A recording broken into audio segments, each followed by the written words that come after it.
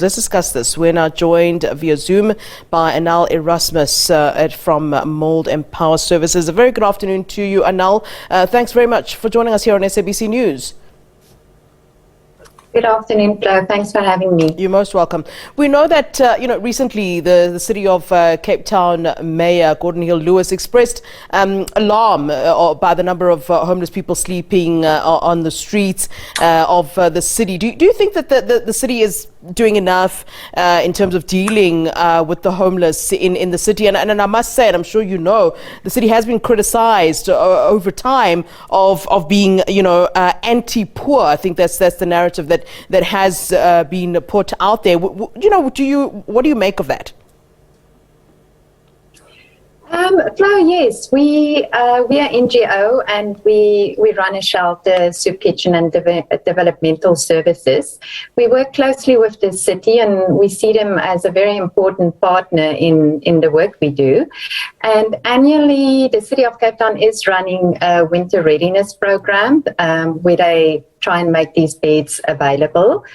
But there's simply just, you can imagine 14,000 people, 500 bed spaces extra, it's just not enough. So we do need more shelters, we need more housing solutions. We are working on them, but it just seems like it's very slow. For instance, Cape Town is the first NGO that opened a safe space in 2017.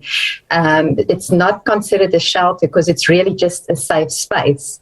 So people come and they can sleep, there's ablution facilities, etc.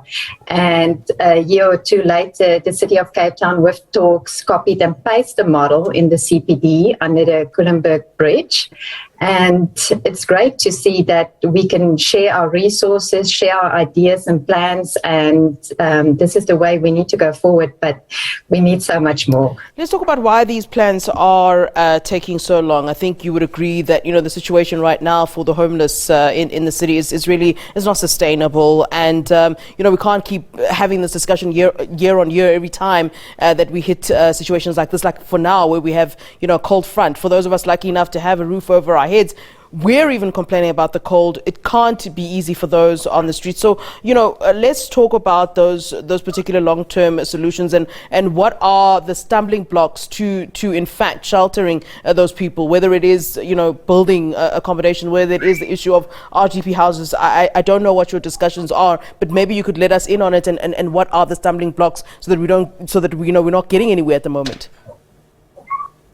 Yes, Flo, actually one of the stumbling blocks is us as the communities who are giving out cash at traffic lights. A study was done and the past years over 280 million rands was given out as, we call it as compassionate giving. So that's all the 5 rand, the 10 rands giving out at the traffic light, which is not sustainable. It's maybe helping that person for one day, not necessarily, because unfortunately most of the people we deal with have mental issues, there's substance abuse. So if that money could have been directed to NGOs and various city programs that specifically focus on shelters and developmental programs, by now we could have done so much more.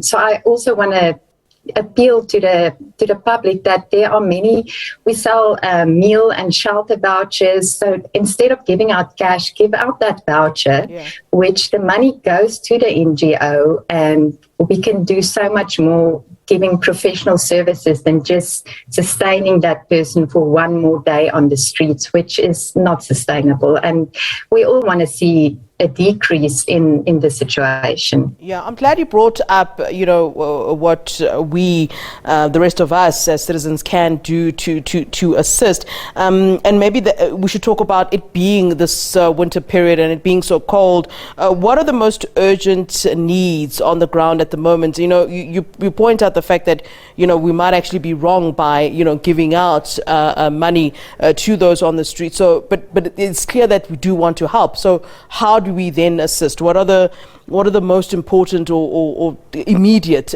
things that we can do at this time in terms of assisting those on the streets? Yes, Flo. The public is very important to us. The goods in kind donations, we simply would not be able to operate without them. So we're very fortunate. For the past 20 years, we've been partnering with 3 other organizations, PEN in Pretoria, His Hands in KwaZulu-Natal, and Towers of Hope in Bloemfontein. And MES has branches all over the city. So the 4 NGOs pulled together, and yearly we run this Hope for Winter campaign. So we have, but we also made it broader to cover the whole of South Africa. So we have a website with drop-off points all over South Africa. So if you are in Hermanus, you can visit the website, see where you can drop off blankets, socks, underwear. Most of these times when people get to us, especially in the Cape, they are wet. So we like to get them showered and dried up and give them some soup and just warm them up. So those types of donations we always need yearly. So the best is for people to visit our winterhoop.org website to see how they can get involved in their city that they are in. All right. Anelle, thanks very much for giving us your time and certainly the work that you are doing on the ground. Anelle Erasmus is with the NGO Mould Empower Services. Thank you.